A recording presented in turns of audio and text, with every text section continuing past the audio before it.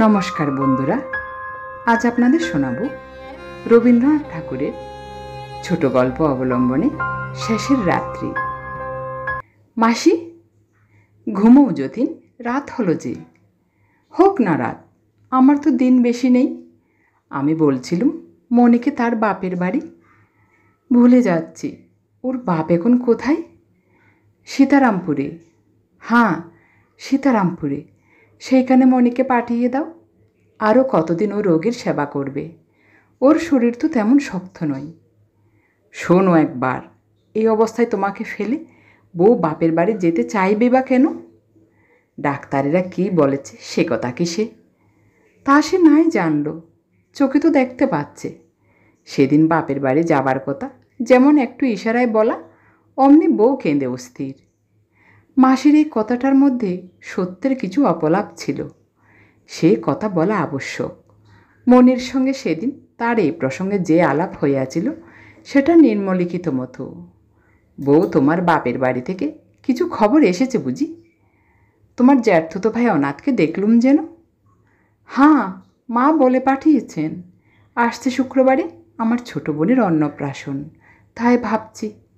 বেশ তো বাছা, এক গাছে সোনার হার পাঠিয়ে দাও, তোমার মা খুশি হবেন। ভাবছি আমি যাব, আমার ছোট বোনকে তো দেখিনি, দেখতে ইচ্ছে করে। সে কি কথা, যতীনকে একলা ফেলে যাবে? ডাক্তার কি বলেছে শুনেছ তো? ডাক্তার তো বলেছিল এখনও তেমন বিশেষ। তা যাই বলুক, ওর এই দশা দেখে যাবে কি করে? আমার 3 ভাইয়ের পরে এই একটি বোন, বড় আদরের মেয়ে। শুনেছি ধুম করে অন্নপ্রাশন হবে, আমি না গেলে মা ভারী। তোমার মায়ের ভাব বাছা আমি বুঝতে পারিনি, কিন্তু যতীনের এই সময়ে তুমি যদি যাও তোমার বাবা রাগ করবেন, সে আমি বলে রাখছি। তা জানি, তোমাকে 1 লাইন লিখে দিতে হবে মাসি, যে কোনো ভাবনার কথা নেই, আমি গেলে বিশেষ কোনো।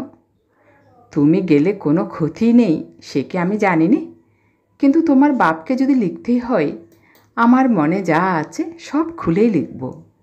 আচ্ছা বেশ, তুমি লিখো না, আমি ওকে গিয়ে বললেই উনি। দেখো বউ, অনেক সয়েছি, কিন্তু এই নিয়ে যদি তুমি যতীনের কাছে যাও কিছুতেই সইব না। তোমার বাবা তোমাকে ভালো রকমই চেনেন, তাকে ভোলাতে পারবে না। এই বলিয়া মাসি চলিয়া আসিলেন। মণি খানিকক্ষণের জন্য রাগ করিয়া বিছানার উপর পড়িয়া রহিল। পাশের বাড়ি হইতে সই আসিয়া জিজ্ঞাসা করিল, এ কি সই, গোসা কেন? দেখো দেখি ভাই, আমার একমাত্র বোনের অন্নপ্রাশন, এরা আমাকে যেতে দিতে চায় না। ও মা, সে কি কথা? যাবে কোথায়? স্বামী যে রোগে শুষছে। আমি তো কিছুই করিনি, করিতে পারিও নি। বাড়িতে সবাই চুপচাপ, আমার প্রাণ হাঁফিয়ে ওঠে, এমন করে আমি থাকিতে পারিনি, তা বলছি। তুমি ধন্যী মেয়ে মানুষ, যা হোক। তা আমি ভাই তোমাদের মতো লোক দেখানে ভান করতে পারিনি। পাছে কেউ কিছু মনে করে বলে মুখ গুজরে ঘরের কোণে পড়ে থাকা আমার কর্ম নয়। তা কি করবে শুনি? আমি যাবই, আমাকে কেউ ধরে রাখতে পারবে না। ইস, তেজ দেখে আর বাঁচি নেই, চললুম, আমার কাজ আছে। বাপের বাড়ি যাইবার প্রসঙ্গে মনে কাঁদিয়াছে। এই খবরে যতীন বিচলিত হইয়া বালিশটাকে পিঠের কাছে টানিয়া তুলিল এবং একটু উঠিয়া হেলান দিয়া বসিল। বলিল, মাসি, এই জানালাটা আর একটু খুলে দাও, আর এই আলোটা এ ঘরে দরকার নেই। জানালা খুলিতেই স্তব্ধ রাত্রি অনন্ত তীর্থপথের পথিকের মতো রোগীর দরজার কাছে চুপ করিয়া দাঁড়াইল। কত যুগের কত মৃত্যুকালের সাক্ষী ওই তারাগুলি যতীনের মুখের দিকে তাকাইয়া রহিল। যতীন এই বৃহৎ অন্ধকারের পটের উপর তাহার মনের মুখখানি দেখিতে পাইল। সেই মুখের ডাগর 2টি চক্ষু মোটা মোটা জলের ফোঁটার ভরা, সে জল যেন আর শেষ হইল না, চিরকালের জন্য ভরিয়া রহিল। অনেকক্ষণ সে চুপ করিয়া আছে দেখিয়া মাসি নিশ্চিত হইলেন, ভাবিলেন যতীনের ঘুম আসিয়াছে। এমন সময় হঠাৎ সে বলিয়া উঠিল, মাসি, তোমরা কিন্তু বারবার মনে করে এসেছ মনির মন চঞ্চল, আমাদের ঘরে ওর মন বসেনি, কিন্তু দেখো। না বাবা, ভুল বুঝেছিলুম, সময় হলেই মানুষকে চেনা যায়। মাসি, যতীন ঘুমোও বাবা। আমাকে একটু ভাবতে দাও, একটু কথা কইতে দাও। বিরক্ত হো না মাসি। আচ্ছা বলো বাবা। আমি বলছিলুম, মানুষের নিজের মন নিজে বুঝতে কত সময় লাগে। একদিন যখন মনে করতুম আমরা কেউ মনির মন পেলুম না, তখন চুপ করে সহ্য করেছি। তোমরা তখন, না বাবা অমন কথা বলো না, আমিও সহ্য করেছি। মন তো মাটির ঢেলা নয়, কুড়িয়ে নিলেই তো নেওয়া যায় না। আমি জানতুম মনে নিজের মন এখনও বোঝেনি। কোনো একটা আঘাতে যেদিন বুঝবে সেদিন আর। ঠিক কথা যতীন। সেই জন্যই ওর ছেলে মানুষ হতে কোনো দিন কিছু মনে করিনি। মাসি এ কথার কোনো উত্তর করিলেন না, কেবল মনে মনে দীর্ঘ নিঃশ্বাস ফেলিলেন।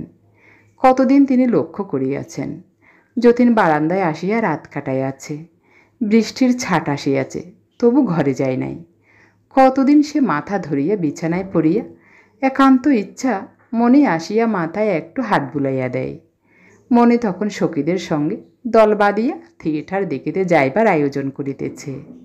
তিনি যতীনকে পাখা করিতে আসিয়াছেন। সে বিরক্ত হইয়া তাহাকে ফিরাইয়া দিয়াছে। সেই বিরক্তির মধ্যে কত বেদনা তাহা জানিতেন। কতবার তিনি যতীনকে বলিতে চাহিয়াছেন, বাবা তুমি ওই মেয়েটার দিকে অত বেশি মন দিও না, ও একটু চাহিতে শিখুক, মানুষকে একটু কাঁদানো চায়। কিন্তু এসব কথা বলিবার নহে, বলিলেও কেহ বোঝে না। যতীনের মনে নারী দেবতার একটা পীঠস্থান ছিল, সেইখানে সে মণিকে বসাইয়াছে। সেই তীর্থক্ষেত্রে নারীর অমৃত পাত্র চিরদিন তাহার ভাগ্যে শূন্য থাকিতে পারে, একথা মনে করা তাহার পক্ষে সহজ ছিল না। তাই পূজা চলিতেছিল, অর্ঘ্য ভরিয়া উঠিতেছিল, বরলাভের আশা পরাভব মানিতেছিল না। মাসি যখন আবার ভাবিতেছিলেন যতীন ঘুমাইয়াছে, এমন সময়ে হঠাৎ সে বলিয়া উঠিল, আমি জানি তুমি মনে করেছিলে মণিকে নিয়ে আমি সুখী হতে পারিনি, তাই তার উপর রাগ করতে। কিন্তু মাসি, সুখ জিনিসটা ওই তারাগুলির মতো, সমস্ত অন্ধকার লেপে রাখে না, মাঝে মাঝে ফাঁক থেকে যায়। জীবনে কত ভুল করি, কত ভুল বুঝি, তবু তার ফাঁকে ফাঁকে কি স্বর্গের আলো জ্বলেনি। কোথা থেকে আমার মনের ভিতরটি আজ এমন আনন্দে ভরে উঠেছে। মাসি আস্তে আস্তে যতীনের কপালে হাত বুলাইয়া দিতে লাগিলেন। অন্ধকারে তাহার দুই চক্ষু বাহিয়া যে জল পড়িতেছিল তাহা কেহ দেখিতে পাইল না। আমি ভাবছি মাসি, ওর অল্প বয়স, ও কি নিয়ে থাকবে? অল্প বয়স কিসের যতীন, এ তো ওর ঠিক বয়স। আমরাও তো বাছা অল্প বয়সে দেবতাকে সংসারের দিকে বাসিয়ে অন্তরের মধ্যে বসিয়েছি, তাতে ক্ষতি হয়েছে কি? তাও বলি, শুকুরই বা এত বেশি দরকার কিসের? মাসি, মনির মনটি যেই জাগবার সময় হলো অমনি আমি। ভাবো কেন যতীন, মন যদি জাগে তবে সেই কি কম ভাগ্য? হঠাৎ অনেক দিনের শোনা একটা বাউলের গান যতীনের মনে পড়িয়া গেল। মাসি, ঘড়িতে কটা বেজেছে? 9টা বাজবে। সবে 9টা? আমি ভাবছিলুম বুঝি 2টো 3টে কি কটা হবে। সন্ধ্যার পর থেকে আমার দুপুর রাত আরম্ভ হয়। তবে তুমি আমার ঘুমের জন্য অত ব্যস্ত হয়েছিলে কেন? কালও সন্ধ্যার পর এইরকম কথা কইতে কইতে কত রাত পর্যন্ত তোমার আর ঘুম এলো না। তাই আজ তোমাকে সকাল সকাল ঘুমোতে বলছি। মনে কি ঘুমিয়েছে? না, সে তোমার জন্য মসুরির ডালের স্যুপ তৈরি করে তবে ঘুমোতে যাই। বলো কি মাসি, মনে কি তবে? সেই তো তোমার জন্য সব পথ্যি তৈরি করে দেয়, তার কি বিশ্রাম আছে? আমি ভাবতুম মনে বুঝি। মেয়ে মানুষের কি আর এসব শিখতে হয়? দায়ে পড়লেই আপনি করে নেই। আজ দুপুরবেলা মোরলা মাছের যে ঝোল হয়েছিল তাতে বড় সুন্দর একটি তার ছিল। আমি ভাবছিলুম তোমারই হাতের তৈরি। কপাল আমার, মনিকে আমাকে কিছু করতে দেয়? তোমার গামছা তোয়ালে নিজের হাতে কেচে শুকিয়ে রাখে, জানে যে কোথাও কিছু নোংরা তুমি দেখতে পারো না। তোমার বাইরের বৈঠকখানা যদি একবার দেখো তবে দেখতে পাবে মনি দুবেলা সমস্ত ঝেড়ে মুছে কেমন তকতকে করে রেখে দিয়েছে। আমি যদি তোমার এগোরে ওকে সর্বদা আসতে দিতুম তাহলে কি আর রক্ষা থাকতো? ও তো তাই চাই। মনির শরীরটা বুঝি, ডাক্তাররা বলে রোগীর ঘরে ওকে সর্বদা আনাগোনা করতে দেওয়া কিছু নয়। ওর মন বড় নরম কিনা, তোমার কষ্ট দেখলে দুদিনে যে শরীর ভেঙে পড়বে। মাসি, ওকে তুমি ঠেকিয়ে রাখো কী করে? আমাকে ও বড্ড মানে বলেই পারি, তবু বারবার গিয়ে খবর দিয়ে আসতে হয়। ওই আমার আরেক কাজ হয়েছে। আকাশের তারাগুলি যেন করুণা বিগলিত চোখের জলের মতো জল জল করিতে লাগিল। যে জীবন আজ বিদায় লইবার পথে আসিয়া দাঁড়াইয়াছে, যতীন তাহাকে মনে মনে কৃতজ্ঞতার প্রণাম করিল এবং সম্মুখে মৃত্যু আসিয়া অন্ধকারের ভিতর হইতে যে দক্ষিণ হাত বাড়াইয়া দিয়াছে, যতীন স্নিগ্ধ বিশ্বাসের সহিত তাহার উপরে আপনার রোগক্রান্ত হাতটি রাখিল। একবার নিঃশ্বাস ফেলিয়া একটুখানি উসকুস করিয়া যতীন বলিল, মাসি, মনে যদি জেগেই থাকে তাহলে একবার যদি থাকে। এখনই ডেকে দিচ্ছি বাবা। আমি বেশিক্ষণ তাকে এ ঘরে রাখতে চাইনি, কেবল 5 মিনিট, দুটো একটা কথা যা বলবার আছে। মাসি দীর্ঘ নিঃশ্বাস ফেলিয়া মণিকে ডাকিতে আসিলেন। এদিকে যতীনের নাড়ি দ্রুত চলিতে লাগিল। যতীন জানে আজ পর্যন্ত সে মনের সঙ্গে ভালো করিয়া কথা জমাইতে পারে নাই। দুই যন্ত্র সুরে বাঁধা, একসঙ্গে আলাপ চলা বড় কঠিন।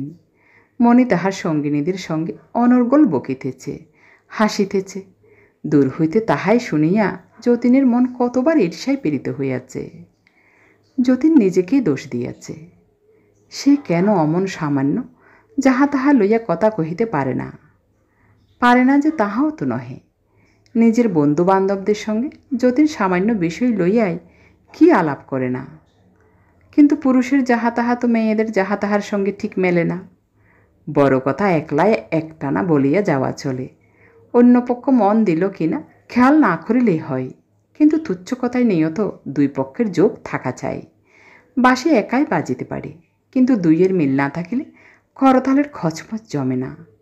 এই জন্যে কত সন্ধ্যাবেলায় যতীন মনির সঙ্গে যখন খোলা বারান্দায় মাদুর পাতিয়া বসিয়াছে, দুটো চারটে টানাবো না কথার পরে কথার সূত্র একেবারে চিরিয়া ফাঁক হইয়া গেছে।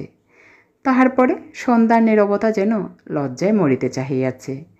যতীন বুঝিতে পারিয়াছে মনে পালাইতে পারিলে বাঁচে। মনে মনে কামনা করিয়াছে এখনই কোনো একজন তৃতীয় ব্যক্তি যেন আসিয়া পড়ে, কেননা দুইজনে কথা কহা কঠিন, তিনজনে সহজ। মনে আসিলে আজ কেমন করিয়া কথা আরম্ভ করিবে যতীন তাহাই ভাবিতে লাগিল। ভাবিতে গেলে কথাগুলো কেমন অস্বাভাবিক রকম বড় হইয়া পড়ে। সেসব কথা চলিবে না। যতীনের আশঙ্কা হইতে লাগিল আজকের রাত্রের 5 মিনিটও ব্যর্থ হইবে, অথচ তাহার জীবনে এমনতর নিরালা 5 মিনিট আর কটাই বা বাকি আছে। এ কি বউ, কোথাও যাচ্ছ নাকি? সীতারামপুরে যাব। সে কি কথা, কার সঙ্গে যাবে? অনাথ নিয়ে যাচ্ছে। লক্ষ্মী মা আমার, তুমি যেও, আমি তোমাকে বারণ করব না, কিন্তু আজ নয়। টিকিট কিনে গাড়ি রিজার্ভ করা হয়ে গেছে। তা হোক, ও লোকসান গায়ে শুইবে। তুমি কাল সকালেই চলে যেও, আজ যেও না। মাসি, আমি তোমাদের তিথিবার মানি নে, আজ গেলে দোষ কি? যতীন তোমাকে ডেকেছে, তোমার সঙ্গে তার একটু কথা আছে। বেশ তো, এখনও একটু সময় আছে, আমি তাকে বলে আসছি। না, তুমি বলতে পারবে না যে যাচ্ছ। তা বেশ, কিছু বলবো না, কিন্তু আমি দেরি করতে পারবো না। কালই অন্নপ্রাশন, আজ যদি না যায় তো চলবে না। আমি জোর হাতে করছি বউ, আমার কথা আজ একদিনের মতো রাখো। আজ মন একটু শান্ত করে যতীনের কাছে এসে বসো, তাড়াতাড়ি করো না। তা কি করব বলো, গাড়ি তো আমার জন্য বসে থাকবে না। অনাথ চলে গেছে, 10 মিনিট পরেই সে এসে আমাকে নিয়ে যাবে। এই বেলা তার সঙ্গে দেখা সেরে আসি গে। না, তবে থাক, তুমি যাও। এমন করে তার কাছে যেতে দেব না। ওরে অবাগিনী, তুই যাকে এত দুঃখ দিলি সে তো সব বিসর্জন দিয়ে আজ বাদে কাল চলে যাবে, কিন্তু যতদিন বেঁচে থাকবি এদিনের কথা তোকে চিরদিন মনে রাখতে হবে। ভগবান আছেন, সে কথা একদিন বুঝবি। মাসি, তুমি এমন করে সাপ দিও না বলছি। ওরে বাপরে, আর কেন বেঁচে আছিস রে বাপ? পাপের যে শেষ নেই, আমি আর ঠেকিয়া রাখতে পারলুম না। মাসি একটু দেরি করিয়া রোগীর ঘরে গেলেন। আশা করিলেন যতীন ঘুমাইয়া পড়িবে, কিন্তু ঘরে ঢুকিতেই দেখিলেন বিছানার উপর যতীন নড়িয়া চড়িয়া উঠিল। মাসি বলিলেন, এই এক কাণ্ড করে বসেছে। কি হয়েছে, মনে এলো না? এত দেরি করলে কেন মাসি? গিয়ে দেখি সে তোমার দুধ জাল দিতে গিয়ে পুড়িয়ে ফেলেছে বলে কান্না। আমি বলি, হয়েছে কি, আরও তো দুধ আছে। কিন্তু অসাবধান হয়ে তোমার খাবার দুধ ফুরিয়ে ফেলেছে। বউয়ের এ লজ্জা আর কিছুতেই যায় না। আমি তাকে অনেক করে ঠান্ডা করে বিছানায় শুইয়ে রেখে এসেছি। আজ আর তাকে আনলুম না, সে একটু ঘুমোক। মনে আসিল না বলিয়া যতীনের বুকের মধ্যে যেমন বাজিল তেমনি সে আরামও পাইল। তাহার মনে আশঙ্কা ছিল যে পাছে মণি সশরীরে আসিয়া মনির ধ্যান মাধুরীটুকুর প্রতি জুলুম করিয়া যায়। কেননা তাহার জীবনে এমন অনেকবার ঘটিয়াছে, দুধ পুরাইয়া ফেলিয়া মনির কোমল হৃদয় অনুতাপে ব্যথিত হইয়া উঠিয়াছে। ইহার ওই রসটুকুতে তাহার হৃদয় ভরিয়া উঠিতে লাগিল। মাসি, কি বাবা, আমি বেশ জানছি আমার দিন শেষ হয়ে এসেছে, কিন্তু আমার মনে কোনো খেদ নেই। তুমি আমার জন্য শোক করো না। না বাবা, আমি শোক করব না। জীবনেই যে মঙ্গল আর মরণে যে নয়, এ কথা আমি মনে করি নে। মাসি, তোমাকে সত্য বলছি, মৃত্যুকে আমার মধুর মনে হচ্ছে। অন্ধকার আকাশের দিকে তাকাইয়া যতীন দেখিতেছিল তাহার মনেই আজ মৃত্যুর ভেষ ধরিয়া আসিয়া দাঁড়াইয়াছে। সে আজ অক্ষয় যৌবনে পূর্ণ। সে গৃহিণী, সে জননী, সে রূপসী, সে কল্যাণী। তাহার ওই এলো চুলের উপরে ওই আকাশের তারাগুলি লক্ষ্মীর সহস্তের আশীর্বাদের মালা। তাহাদের দুজনের মাথার উপরে এই অন্ধকারের মঙ্গল বস্ত্রখানি মেলিয়া ধরিয়া আবার যেন নূতন করিয়া শুভদৃষ্টি হইল। রাত্রির এই বিপুল অন্ধকার ভরিয়া গেল মনির অনিমেষ প্রেমের দৃষ্টিপাতে। এই ঘরের বধূ মণি, এই একটুখানি মণি আজ বিশ্বরূপ ধরিল। জীবন মরণের সঙ্গম তীর্থে ওই নক্ষত্র বেদির উপরে সে বসিল। নিস্তব্ধ রাত্রি মঙ্গল ঘটের মতো পুণ্য ধারায় ভরিয়া উঠিল। যতীন জোরহাত করিয়া মনে মনে কহিল, এতদিনের পর ঘোমটা খুলিল। এই ঘোর অন্ধকারের মধ্যে আবরণ গুছিল। অনেক কাঁদায় আছো। সুন্দর, হে সুন্দর, তুমি আর ফাঁকি দিতে পারিবে না। কষ্ট হচ্ছে মাসি, কিন্তু যত কষ্ট মনে করছো তার কিছুই নয়।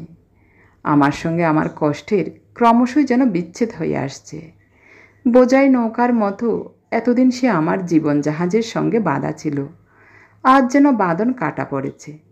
সে আমার সব বোঝা নিয়ে দূরে বেশি চলল। এখনও তাকে দেখতে পাচ্ছি, কিন্তু তাকে যেন আর আমার বলে মনে হচ্ছে না। এ দুদিন মনিকে একবারও দেখিনি মাসি। পিঠের কাছে আরেকটা বালিশ দেব কি যতীন? আমার মনে হচ্ছে মাসি মনেও যেন চলে গেছে, আমার বাঁধন ছাড়া দুঃখের নৌকাঠির মতো। বাবা, একটু বেদানার রস খাও, তোমার গলা শুকিয়ে আসছে। আমার উল্টা কাল দেখা হয়ে গেছে, সে কি আমি তোমাকে দেখিয়েছি? ঠিক মনে পড়ছে না। আমার দেখবার দরকার নেই যতীন। মা যখন মারা যান আমার তো কিছুই ছিল না। তোমার খেয়ে তোমার হাতে আমি মানুষ, তাই বলছিলুম। সে আবার কি কথা? আমার তো কেবল এই একখানা বাড়ি আর সামান্য কিছু সম্পত্তি ছিল, বাকি সবই তো তোমার নিজের রোজগার। কিন্তু এই বাড়িটা কিসের বাড়ি আমার? কত দালান তুমি বাড়িয়েছ, আমার সেটুকু কোথায় আছে? খুঁজেই পাওয়া যায় না। মনে তোমাকে ভিতরে ভিতরে খুব। সে কি জানি না যতীন, তুই এখন ঘুমো। আমি মনিকে সব লিখে দিলুম বটে, কিন্তু তোমার ওই সব রইল মাসি। ও তো তোমাকে কখনো অমান্য করবে না। সেজন্য অত ভাবছো কেন বাছা? তোমার আশীর্বাদেই আমার সব। তুমি আমার উল দেখে এমন কথা কোনোদিন মনে করো না। ও কি কথা যতীন? তোমার জিনিস তুমি মনিকে দিয়েছো বলে আমি মনে করব? আমার এমনি পোড়ামন। তোমার জিনিস ওর নামে লিখে দিয়ে যেতে পারছো বলে তোমার যে সুখ, সেই তো আমার সকল সুখের বেশি ভাব। কিন্তু তোমাকেও আমি, দেখো যতীন, এইবার আমি রাগ করব। তুই চলে যাবি, আর তুই আমাকে টাকা দিয়ে ভুলিয়ে রেখে যাবি? মাসি, টাকার চেয়ে আরও বড় যদি কিছু তোমাকে দিয়েছিস যতীন, ঢের দিয়েছিস। আমার শূন্য ঘর ভরেছিলি, এ আমার অনেক জন্মের ভাগ্য। এতদিন তো বুক ভর পেয়েছি। আজ আমার পাওনা যদি ফুরিয়ে গিয়ে থাকে তো নালিশ করব না। দাও, সব লিখে দাও, লিখে দাও। বাড়িঘর, জিনিসপত্র, ঘোড়া গাড়ি, তালুক মুলুক যা আছে সব মনির নামে লিখে দাও। এসব বোঝা আমার সইবে না। তোমার ভোগে রুচি নেই, কিন্তু মনির বয়স অল্প, তাই। ও কথা বলিস নে, ও কথা বলিস নে। ধন সম্পদ দিতে চাস দে, কিন্তু ভোগ করা কেন? ভোগ করবে না মাসি? না গো না, পারবে না, আমি বলছি। ওর মুখে রুচবে না, গলা শুকিয়ে কাঠ হয়ে যাবে, কিছুতেই কোনো রস পাবে না। যতীন চুপ করিয়া রহিল। তাহার অভাবে সংসারটা মনির একেবারে বিস্বাদ হইয়া যাইবে। এ কথা সত্য কি মিথ্যা, সুখের কি দুঃখের, তাহা সে যেন ভাবিয়া ঠিক করিতে পারিল না। আকাশের তারা যেন তাহার হৃদয়ের মধ্যে আসিয়া কানে কানে বলিল, এমনিই বটে, আমরা তো হাজার হাজার বছর হইতে দেখিয়া আসিলাম, সংসার জোড়া এই সমস্ত আয়োজন এত বড়ই ফাঁকি। যতীন গভীর একটা নিঃশ্বাস ফেলিয়া বলিল, দেবার মতো জিনিস তো আমরা কিছুই দিয়ে যেতে পারিনি। কম কি দিয়ে যাচ্ছ বাছা? এই ঘর বাড়ি টাকা করি ছল করে তুমি ওকে যে কি দিয়ে গেলে, তার মূল্য ও কি কোনোদিন বুঝবে না? যা তুমি দিয়েছ তাই মাথা পেতে নেবার শক্তি বিধাতা ওকে দিন, এই আশীর্বাদ ওকে করি। আর একটু বেদানার রস খাও, আমার গলা শুকিয়ে এসেছে। মনে কি কাল এসেছিল? আমার ঠিক মনে পড়ছে না। এসেছিল, তখন তুমি ঘুমিয়ে পড়েছিলে। শিয়রের কাছে বসে বসে অনেকক্ষণ বাতাস করে তারপর ধোবাকে কাপড় দিতে গেল। আশ্চর্য, বোধহয় আমি ঠিক সেই সময়ই স্বপ্ন দেখছিলুম, যেন মনে আমার ঘরে আসতে চাচ্ছে। দরজা অল্প একটু ফাঁক হয়েছে, ঠেলাঠেলি করছে, কিন্তু কিছুতেই সেইটুকুর বেশি আর খুলছে না। কিন্তু মাসি, তোমরা একটু বাড়াবাড়ি করছো। ওকে দেখতে দাও যে আমি মরছি, নইলে মৃত্যুকে হঠাৎ সইতে পারবে না। বাবা, তোমার পায়ের উপরে এই পশমের শালটা টেনে দিই, পায়ের তেলও ঠান্ডা হয়ে গেছে। না মাসি, গায়ের উপর কিছু দিতে ভালো লাগছে না। জানিস যতীন, এই শালটা মনের তৈরি। এতদিন রাত জেগে জেগে সে তোমার জন্য তৈরি করছিল, কাল শেষ করেছে। যতীন শালটা লইয়া দুই হাত দিয়ে একটু নাড়াচাড়া করিল। মনে হইল পশমের কোমলতা যেন মনির মনের জিনিস। সে যে যতীনকে মনে করিয়া রাত জাগিয়া এইটি বুনিয়াছে, তাহার মনের সেই প্রেমের ভাবনাটি ইহার সঙ্গে গাঁথা পড়িয়াছে। কেবল পশম দিয়া নহে, মনের কোমল আঙুলের স্পর্শ দিয়া ইহা বোনা। তাই মাসি যখন শালটা তাহার পায়ের উপর টানিয়া দিলেন, তখন তাহার মনে হইল মনেই রাত্রির পর রাত্রি জাগিয়া তাহার পদসেবা করিতেছে। কিন্তু মাসি, আমি তো জানতুম মনি সেলাই করতে পারে না। সে সেলাই করতে ভালোই বাসে না। মন দিলে শিখতে কতক্ষণ লাগে, তাকে দেখিয়ে দিতে হয়েছে। ওর মধ্যে অনেক ভুল সেলাইও আছে। তা ভুল থাক না, ও তো প্যারিস এক্সিবিশনে পাঠানো হবে না। ভুল সেলাই দিয়ে আমার পা ডাকা বেশ চলবে। সেলাইয়ে যে অনেক ভুল ত্রুটি আছে সেই কথা মনে করিয়াই যতীনের আরও বেশি আনন্দ হইল। বেচারা মনি পারে না, জানে না, বারবার ভুল করিতেছে, তবু ধৈর্য ধরিয়া রাত্রির পর রাত্রি সেলাই করিয়া চলিয়াছে। এই কল্পনাটি তাহার কাছে বড় করুণ, বড় মধুর লাগিল। এই ভুলি ভরা শালটাকে আবার সে একটু নাড়িয়া চাড়িয়া লইল। মাসি, ডাক্তার বুঝি নিচের ঘরে?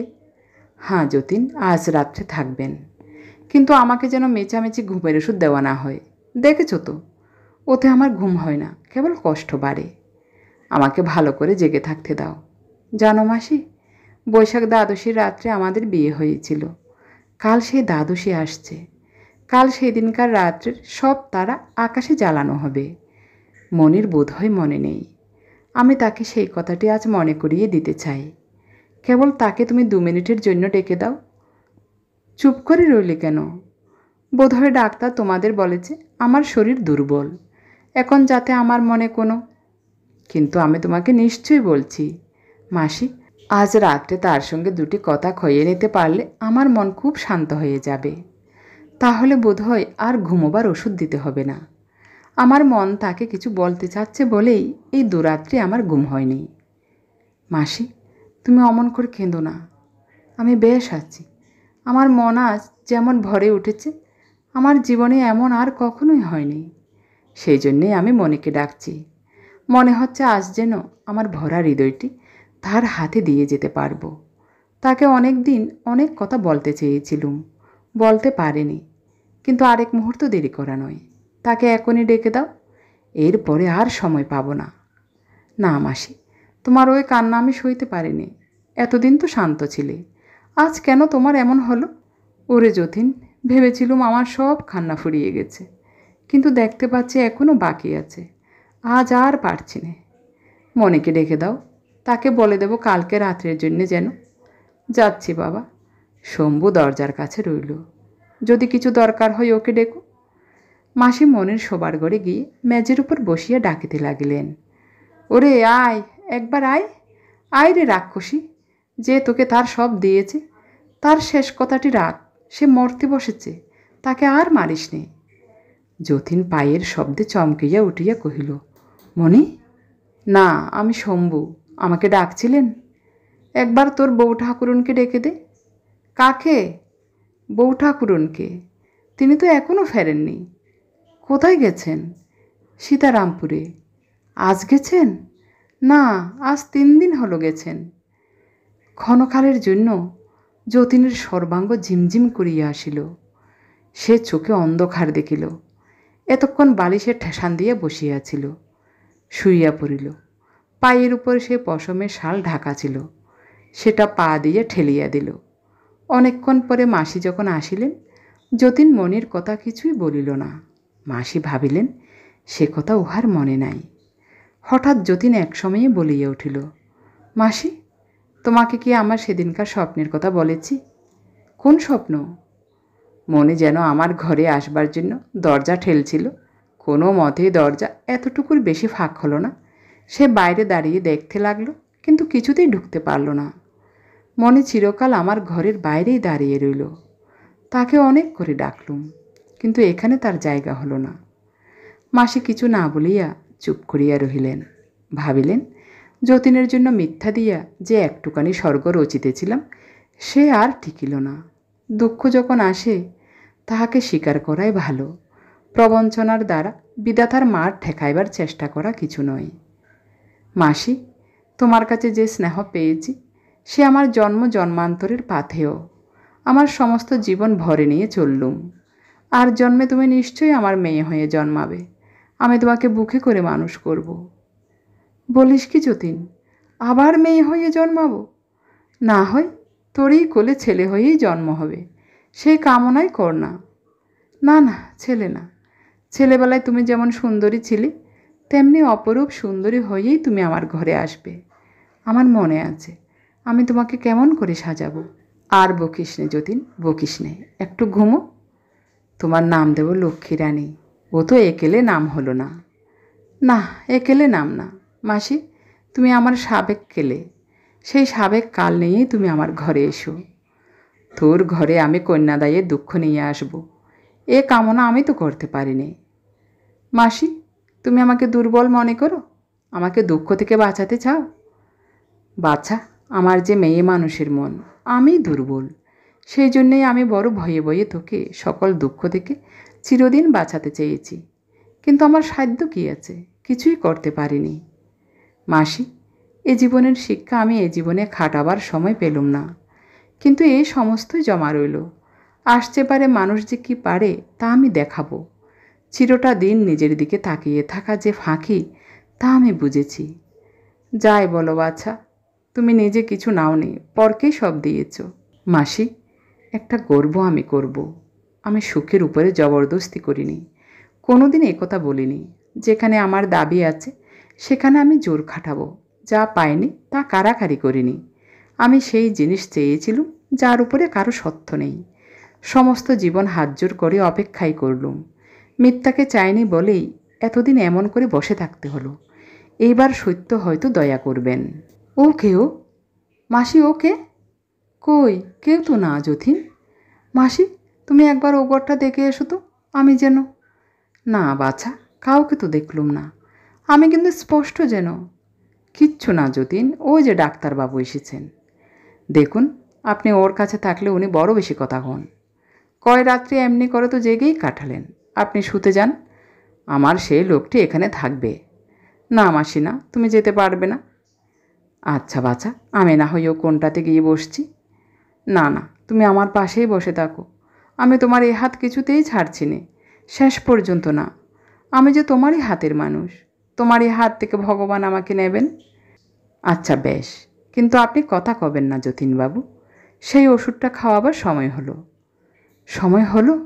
মিথ্যা কথা, সময় পার হয়ে গেছে। এখন ওষুধ খাওয়ানো কেবল ফাঁকি দিয়ে সান্ত্বনা করা। আমার তার কোনো দরকার নেই।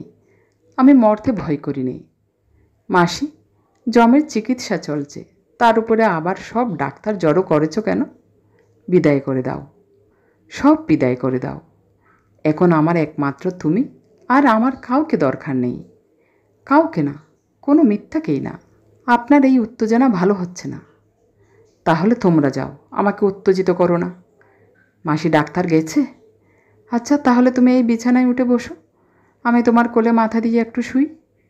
আচ্ছা শো বাবা, লক্ষ্মীটি, একটু ঘুমোও। না মাসি, ঘুমোতে বলো না। ঘুমোতে ঘুমোতে হয়তো আর ঘুম ভাঙবে না। এখনও আর একটু আমার জেগে থাকবার দরকার আছে। তুমি শব্দ শুনতে পাচ্ছ না? ওই যে আসছে, এখনই আসবে। বাবা যতীন, একটু চেয়ে দেখো, ওই যে এসেছে। একটিবার চাও। কে এসেছে? স্বপ্ন? স্বপ্ন নয় বাবা, মনে এসেছে। তোমার শ্বশুর এসেছেন। তুমি কে? চিনতে পারছো না বাবা? ওই তো তোমার মনি। সেই দরজাটা কি সব খুলে গিয়েছে? সব খুলেছে বাপ আমার, সব খুলেছে। না মাসি, আমার পায়ের উপর ও শাল নয়। ও শাল মিথ্যে, ও শাল ফাঁকি। শাল নয় যতীন, বউ তোর পায়ের উপর পড়েছে। ওর মাথায় হাত রেখে একটু আশীর্বাদ কর। অমন করে কাঁদিস নে বউ, কাঁদবার সময় আসছে। এখন একটুখানি চুপ কর।